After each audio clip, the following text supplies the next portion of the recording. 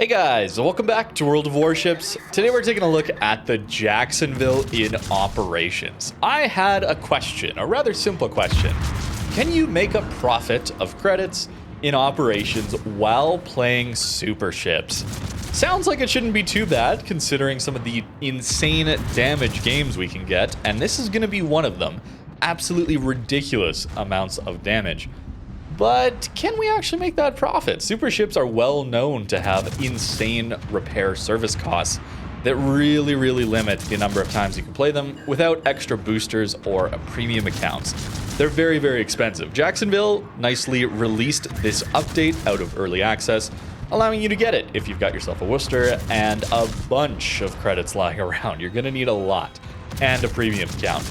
The ship is pretty fun though, I gotta say. The DPM here is impressive, the range is very nice.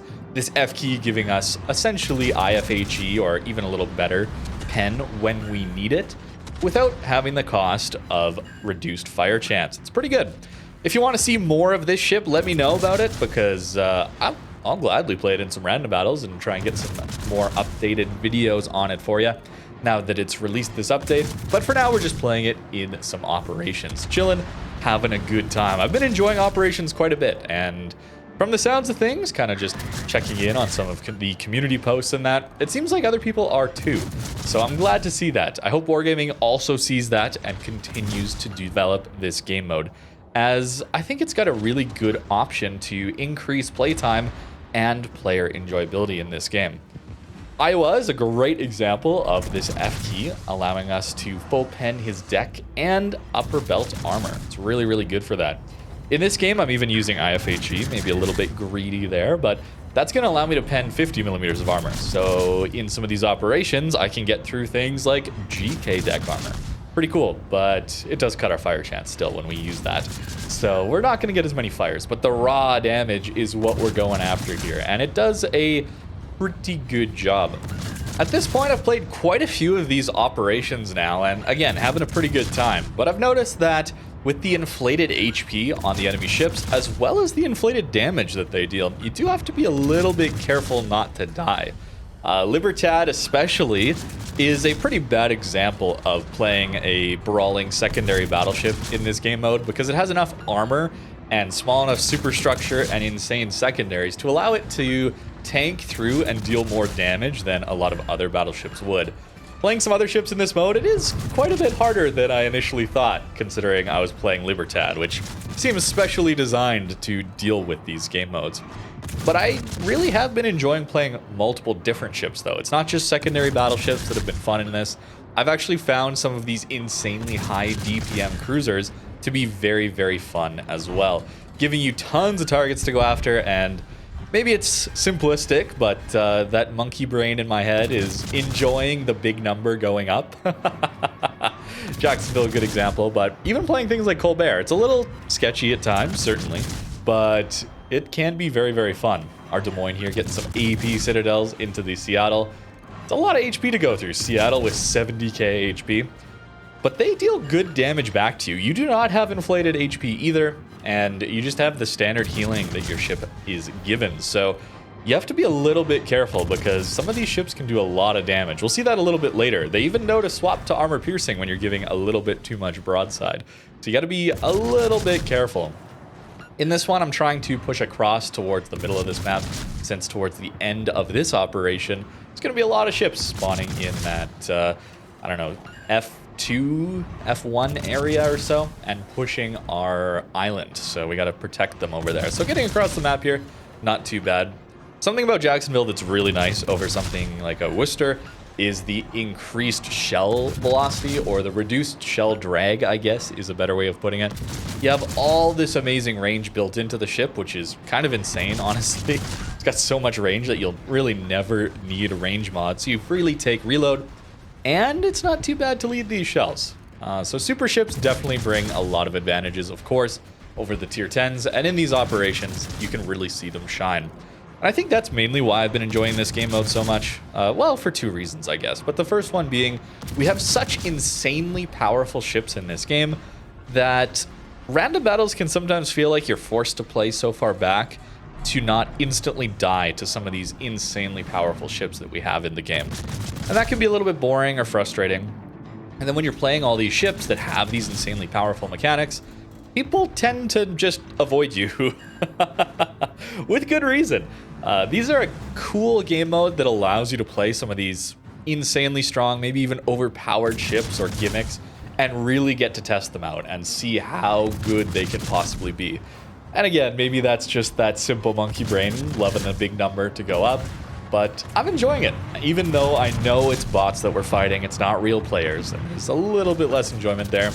But again, if wargaming was to treat these more like dungeons or raids in other MMO style games where you got to figure it out, go in with a group that is tailored to beating it, I guess, take the right ships, have the right game plan, that could be really fun to get into that, where it's less casual in the higher difficulty levels. Of course, it would require more casual modes and then a more advanced mode too. The other reason that I'm enjoying this so much also is that I get frustrated playing this game for hours at a time, and I don't like that. I don't like being frustrated while playing a game. I don't think that's really very good at all, and I don't think it's very entertaining for streams, I guess. I don't like that particularly much. So this is a great opportunity for myself to, when I get a little bit frustrated, stop playing random battles, get a bunch of people from the stream to jump into a div, and then go play some operations. And then just hang out, talk about the game, chill, have a good time. And that's been working great for me since the update. I've been really, really enjoying it for that reason. I know that's a little bit more niche and specific to what I do in this game, but perhaps that can be translated to you playing with your buddies and just wanting to hang out, crack a beer, have a good time in the evening after work or something like that, and not wanting the annoyances of random battles. I think that's a really good way to treat this game mode as well. Don't take it too seriously, just go in and have a good time. Montana with 156,000 HP. Keep in mind, healing is percentage based, so there's a lot of HP here to get. And we're gonna see how powerful Jacksonville is at farming here. We have the objective of Buffalo, but that guy can die rather quickly. We have teammates, of course, as well. And in this one, we have mostly cruisers, so battleships get a little bit scary. I know I can dodge this Montana, it's not too difficult at these ranges and against the bots, but I want to make sure we take out some of those bigger hitting, potentially overmatching guns, depending on our cruisers, if they're really light cruisers especially. And I'll be honest, again, I just want to see the number go up. Getting a little bit greedy here to not go after the Buffalo or the designated targets, I guess. Multiple fires here. There we go. Combat instructions are activated, and now we can pen this Montana anywhere, except maybe the turrets and the actual belt armor for the Citadel. But other than that, we're penning this guy everywhere. This ship is incredibly powerful. It's really, really good, and maybe it's a little harder to play in random battles, certainly, than this. You're not going to have as easy a time farming like this, but look at the damage numbers just go up, man. Such high alpha damage and DPM to go with it. It's really about that extra pen you gain from these combat instructions. Lasts quite a while as well. I'm thinking this Montana is going to die soon, so maybe we switch over to the Buffalo, right? Maybe allow him to burn out to fires, and that should be, or actually damage controlled. So maybe I should finish him off here. 410,000 damage already. Do you think this is enough to make a profit already? I don't know. 410 is a lot, but base XP is different in this game mode compared to things like random battles. So we got to keep going. Switch over to the Buffalo, and I realize Montana's got a heal. And look at how much it ticks for. It is a massive heal. So really, realistically here, playing solo on this flank probably wasn't the right way to go about this match. If I'm, to critique it. Again, it's just a casual game mode in my opinion. But if I wanted to critique my gameplay a little bit, it would be focus fire is much more important here when the HPs are so high and enemy ships have healing. It's vital that you coordinate your fire to actually take targets out, because I can't even finish off this Montana, even though he was pretty low. That heal is enough to save that Monty, at least until he goes behind this island. Now we can deal with this Buffalo. The AP on Jacksonville is actually pretty good as well. There's no improved pen angles or special pen or anything like that. It's good because there's so much of it. That's really what it comes down to. If people give you broadside at closer ranges, even medium range, and they have weaker upper belts, for example, the AP can be a great option, especially if you're not being greedy like I am and taking IFHE, for example, reducing our fire chance by quite a bit this game. We still have 13 fires, but I mean, we're getting upwards of 1,000 hits at this point. And Sherman with 40,000 HP. Imagine a Sherman with 40,000 HP in random battles. What would you do against it? Fortunately, our DPM is enough to kill him, but that took a little bit of time. And this Seattle here, this bot Seattle, is going to swap over to armor piercing, and he's going to start chunking me. I got to respect it a lot more, so don't just really relax in this game mode. You do still have to think about angling. He's got 70k HP. It's going to take us a while. Yeah, 5k. It's going to take us a while to get through that guy. So be a little bit careful here. Already up over 500,000 damage. Feels pretty good to get such big numbers in this game. Although, considering it's high tier operations, that's to be expected. You kind of need to do that much damage in these game modes with such inflated HP. The final spawns come in. It's a couple Annapolises and a main. And that's a lot of HP to get through. So we really got to start getting to work on some of these guys, especially Annapolis, because that is a very, very scary ship to deal with. It can kill people very quickly here. So I want to help take that out, as well as main. But again, coordinating your fire on the ships is most important. We'll swap back to the AP here. Seattle should go down rather quickly. Getting close to 600,000 damage now. Is this enough to make a profit? I will say I played Hanover and Maine as well in this game mode for Superships, and in both of them I did not make a profit. Although neither one of those games were as good as this one, to be fair. This was easily my best one, so that's why you're gonna see it. I think it's really fun to see just how insane Jacksonville can be. Getting back to that point about seeing just how insane these somewhat overpowered or really, really strong ships can do if you just give them the opportunity to really lead into their gimmicks, I suppose. This one's coming down to the wire. 2v2 here at the end. I definitely played off on the flank and kind of selfishly farmed for a bit, so my teammates might have died because of that. Whoops, sorry guys. Fortunately though, our Salem takes out the enemy Annapolis, and now it's just the main. This guy's going to take a lot of damage from us. We're on like, what, 630,000 damage when we started on this guy.